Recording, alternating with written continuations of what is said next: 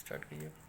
Hello students, civil engineering fourth semester, mechanical engineering fourth semester and electrical engineering fourth semester, CS part 2 का ये हमारा 24th lecture, 24वां lecture है आज। बहरहाल तो अभी लॉकडाउन खुलने के कोई आसार नज़र नहीं आ रहे हैं, तो आपको ऑनलाइन ही पढ़ना होगा। आप अपने सारे डाउट्स एक जगह नोट करते जाइए। आप मुझे व्हाट्सएप वीडियो कॉल कर लिया करिए जहाँ ना समझ में आए। कल कुछ लोगों ने किया था, मुझे अच्छा लगा, मोस्ट वेलकम, कोई दिक्कत नहीं है। आप ये नहीं सोचिए कि मैं डिस्टर्ब हुई होंगी, बिल्कुल नहीं डिस्टर्ब होती हूँ। आप मुझे व्हाट्सएप वीडियो कॉल करके पूछिए, तब भी मैं आपको समझाऊंगी। बिल्कुल परेशान होने की बात नहीं है। आप जब भी पूछेंगे, जब आप स्टडी करने बैठते हैं, तब मुझसे पूछिए। मैं इसीलिए ऑलवेज तैयार रहती हूँ, प्रिपेयर रहती हूँ कि आस्क मी एनी क्वेश्चन, कुछ भी हो आप पूछिए। आपके विद्या क्वेश्चन बैंक में जो हो वो पूछिए, गोल्ड में जो है वो पूछिए, सरन से पूछिए, या आपकी टेक्स्ट बुक हो एशिया पब्लिकेशन की और भारत भारती की, जो भी हो आप उससे मुझसे पूछिए।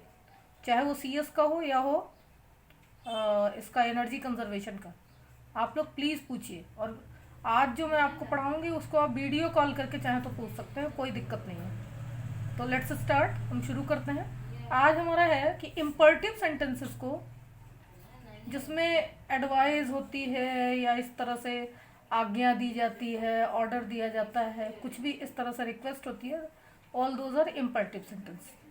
तो इम्पर्टिव सेंटेंस जिसमें एडवाइस मोस्टली एक्सप्रेस किया जाता हो, कभी कभी तो इस तरह से होता है कि हमें समझ में नहीं आता कि एडवाइस है कि क्या है, और रेफरेंशियल होता है, उसका रेफरेंस क्या है। जैसे कह रहे हैं लेट्स गो, अब यहाँ पता नहीं हमें चलना चाहिए तो ये एडवाइस है कि ऑर्डर है कि क्या है, तो रेफरेंशियल होते हैं ये ज़्यादातर, यानी इनका रेफरेंस भी एक होता है, तो उससे क्लियर होता है कि हम कर क्या रहे हैं। एनीवे, तो इम्पर्टिव सेंटेंसेस का फॉर्मूला है subject plus should plus be plus third form of the verb. इसमें बाय नहीं लगाया जाता, बाय द सब्जेक्ट नहीं लगाएंगे।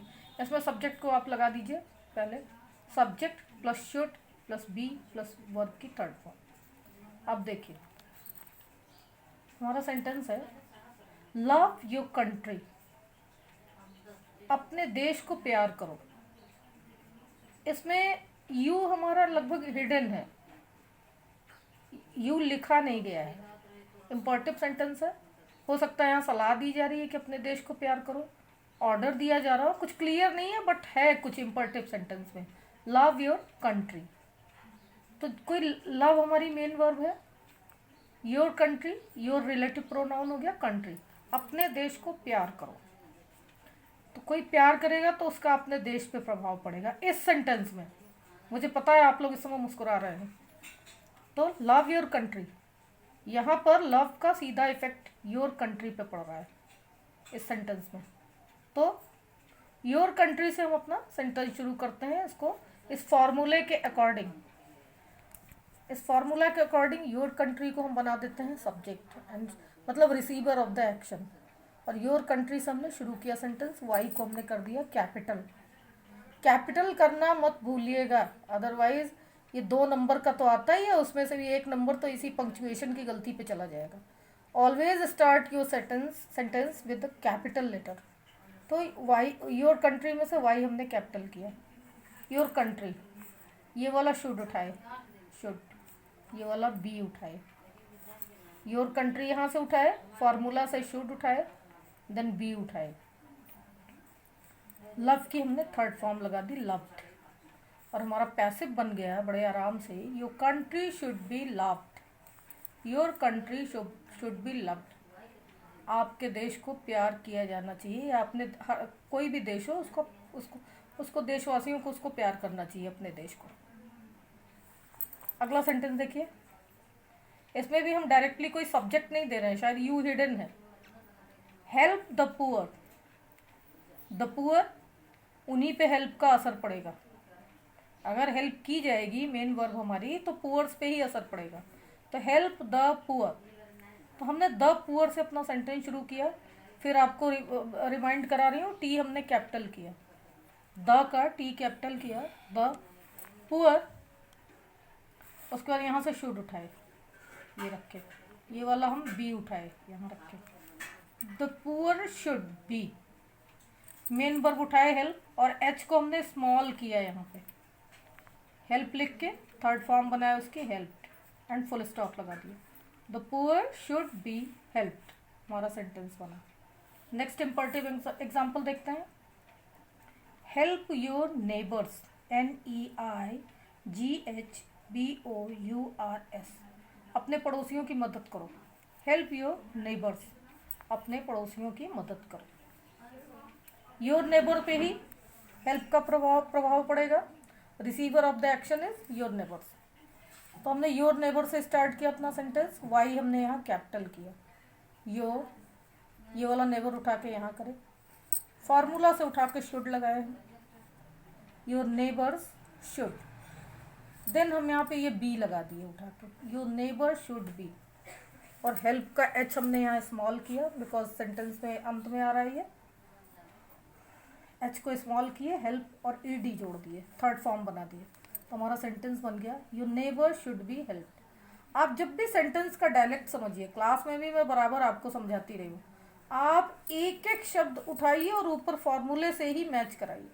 अगर आप सोचेंगे कि अरे हमको तो आ गया, अब तो मुझे पूरी तरह से ये आ गया, और आप फार्मूले से हटे, तो आपका सेंटेंस गलत होना तय है। तो आप प्लीज़ एक एक करिए। डायलेक्ट तो आप समझते हैं ना, मैं इस पर बहुत जोर देती हूँ कि डायलेक्ट सुलझा के रखिए। तो आप जब डायलेक्ट अपना सुलझाएंगे ग्रामेटिकली, फार्मूला पे उंगली रखते जाइए कि हमारा फार्मूला कह क्या रहा है। जैसे मैथमेटिक्स में होता है ना, आप जैसे ही फार्मूले से हटे आपका सम गलत हो जाता है, उसका आंसर गलत आ जाता है। बिल्कुल वैसे ही यहाँ पे आप फार्मूला देखते जाइए कि फार्मूले में हो क्या रहा है।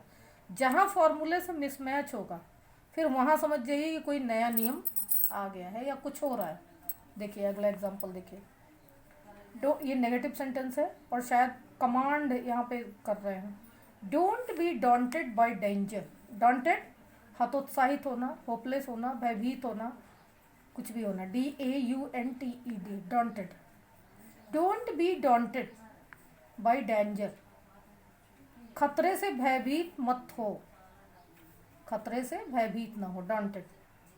देखिए यहाँ क्या हो रहा है, नेगेटिव सेंटेंस हमारा।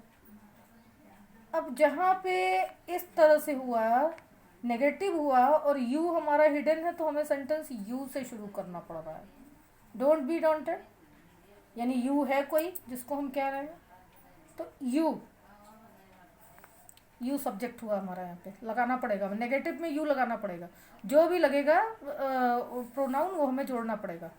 तो यू, ये हम शुड उठाए, शुड।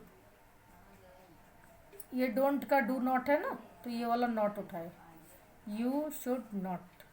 देन ये बी उठाए, यही वाला बी उठाए, यहाँ से मान के चलिए बी उठाए। डॉन्टेड ऑलरेडी थर्ड फॉर्म है, daunted. You should not be daunted by danger, आपको खतरों से हतोत्साहित नहीं होना चाहिए। Don't be daunted by danger, you should not be daunted by danger.